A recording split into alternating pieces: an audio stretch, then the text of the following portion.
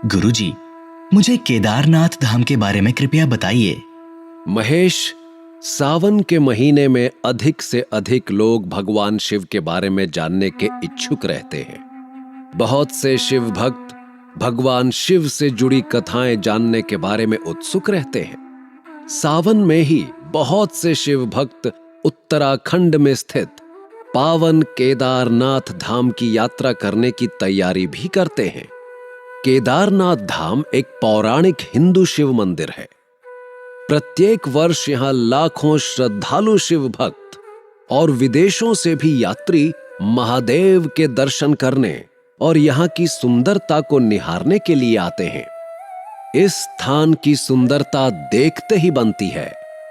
उत्तराखंड में हिमालय पर्वत पर स्थित 4 धाम यात्रा के 4 मंदिरों में केदारनाथ धाम, बद्रीनाथ धाम, गंगोत्री मंदिर और यमुनोत्री मंदिर सम्मिलित हैं। यह बात ध्यान देने योग्य है कि भारत के 4 धाम और उत्तराखंड के 4 धाम अलग अलग हैं। भारत के 4 धाम में उत्तर दिशा में बद्रीनाथ, पश्चिम दिशा में द्वारका, पूर्व दिशा में जगन्नाथपुरी और दक्षिण दिशा में रामेश्वर धाम सम्मिलित हैं। भारत को शुरू से ही ऋषियों मुनियों का देश कहा जाता रहा है। उत्तराखंड के केदारनाथ और शेष कई प्रसिद्ध हिंदू मंदिरों के स्थान को कई ऋषियों मुनियों की तपस्या स्थली माना जाता है। आज मैं तुम्हें केदारनाथ धाम से जुड़ी कुछ ऐसी कथाएं बताऊंगा जो इस स्थान को लेकर बहुत प्रचलित और पौराणिक हैं। केदारनाथ धाम की एक सबसे प्रचलित और पौराणिक कथा के अनुसार एक समय माता पार्वती ने भगवान शिव से प्रश्न किया, हे स्वामी, हमें केदारनाथ धाम के विषय से संबंधित कुछ जानकारी दीजिए। हमें बताइए कि यह धाम कब से है। माता पार्वती के प्रश्नों का उत्तर देते हुए भगवान भोलेनाथ ने कहा, देवी, पृथ्वी लोक पर स्थित केदारनाथ धाम मुझे बहुत प्रिय है और मैं अपने सभी शिव गणों के साथ केदारनाथ धाम पर हर समय निवास करता हूं। इसीलिए मैं पृथ्वी लोक पर उस स्थान पर तब से निवास कर रहा हूं जब से मैंने सृष्टि की रचना के लिए ब्रह्मा जी का रूप धारण किया। केदारनाथ को लेकर बहेलिया और नारद मुनि की कथा भी प्रचलित है। बहेलिया और नारद मुनि की कथा हमें एक हिंदू पौराणिक ग्रंथ स्कंद में मिलती है, जिसके अनुसार एक समय एक बहेलिया हिरण के मांस की तलाश में केदारनाथ के जंगलों में पहुंच गया। वो सिर्फ हिरण का शिकार करके उसका ही मांस खाता था। जंगल में अधिक समय हिरण के शिकार के लिए भटकने के बाद भी उसे हिरण नहीं दिखा। देखते ही देखते शाम हो गई थी और बहेलिया बहुत भूखा था और थक चुका था और वो वहीं बैठ गया। तभी अचानक दूर से उसे कुछ पास आता दिखा। उसने हिरण समझकर अपना बाण उसका शिकार करने के लिए उठा लिया। उसे ये नहीं पता था कि दूर से आते हुए स्वयं नारद मुनि थे। इससे पहले कि बहेलिया तीर चलाता, सूरज डूब चुका था। अंधेरे में बहेलिये की नजर एक सांप और मेंढक पर पड़ी। उसने देखा कि सांप ने एक झटके में मेंढक को निगल लिया और मेंढक मरने के बाद शिव रूप में बदल गया। घने जंगलों में भटकते हुए उसने एक शेर को हिरण को मारते हुए भी देख लिया, जो मरने के बाद शिव भगवान के साथ शिवलोक प्रस्थान कर रहा है। ये माया देख बहेलिया चकित रह गया। इतने में वहां नारद मुनि ब्रह्मा का रूप लेकर उपस्थित हुए और बहेलिये ने उनसे इस माया का अस्तित्व पूछा।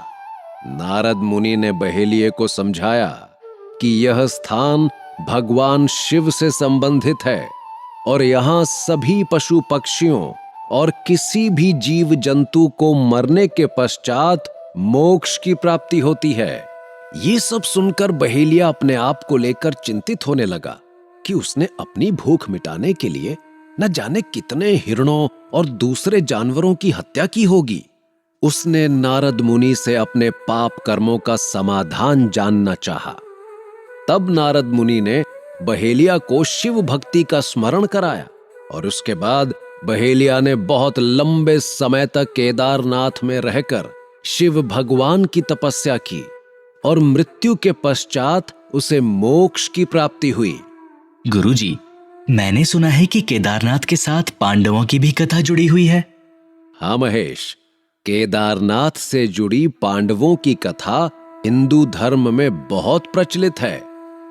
जब महाभारत युद्ध की समाप्ति हुई तो उसके कुछ समय बाद पांडवों को इस बात की चिंता सताने लगी कि उनके हाथों अनेक सगे संबंधियों, बंधु बांधवों का वध हुआ है, जो किसी भी प्रकार से उचित नहीं है। पांडवों को भाई बंधुओं की हत्या के पाप से मुक्त होना था। इसलिए उन्होंने इस संबंध में वेद व्यास जी के साथ चर्चा की और व्यास जी ने उन्हें बताया, हे शूरवीर, अपने भाइयों की हत्या का पाप बहुत बड़ा होता है और इसका प्रायश्चित तभी हो सकता है जब स्वयं भगवान शिव तुम्हें क्षमा प्रदान करें।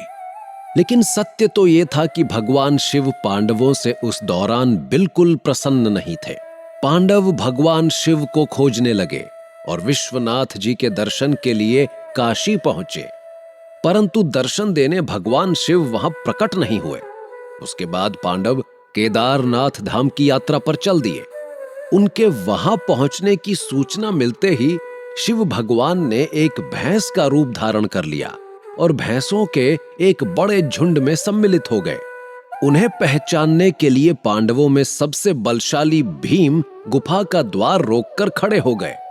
भगवान शिव वहां से पलायन करने लगे, परंतु भीम ने उनके चरण पकड़ लिए और उनसे अपने पापों को दूर करने की विनती की। भगवान शिव पांडवों के इस दृढ़ निश्चय को देखकर प्रसन्न हुए और उन्हें भाई बंधुओं की हत्या के पाप से मुक्ति प्रदान की। इसीलिए आज भी भगवान शिव के भैंस रूप की पूजा केदारनाथ में होती है। वैसे तो इस ज्योतिर्लिंग से जुड़ी कई कथाएं प्रचलित हैं, परंतु इनमें दो भाइयों की कथा भी जुड़ी है। हिंदू शिव पुराण के अनुसार बहुत समय पहले नर और नारायण नाम के दो भाई हुआ करते थे। दोनों भाई शिव जी के बड़े भक्त थे। दोनों भाइयों ने भगवान शिव की एक पार्थिव प्रतिमा बनाई और दोनों दिन रात उसकी भक्ति में लगे रहते थे। उन दोनों की अपने प्रति इतनी भक्ति देखकर भगवान शिव उनसे बहुत प्रसन्न हुए और उन्हें साक्षात दर्शन दिए। भगवान शिव ने दोनों भाइयों से वरदान मांगने के लिए कहा। तब दोनों भाइयों ने भगवान शिव से मांगा कि वे सदैव जन कल्याण के लिए केदारनाथ धाम में उपस्थित हो जाएं। उसके बाद भगवान शिव केदारनाथ धाम में ज्योतिर्लिंग के रूप में सदा के लिए उपस्थित हो गए। सहस्त्र नाम वाले महादेव की सहस्त्र कथाएं। गुरुजी, विश्वेश्वर ज्योतिर्लिंग की कथा का वर्णन कीजिए।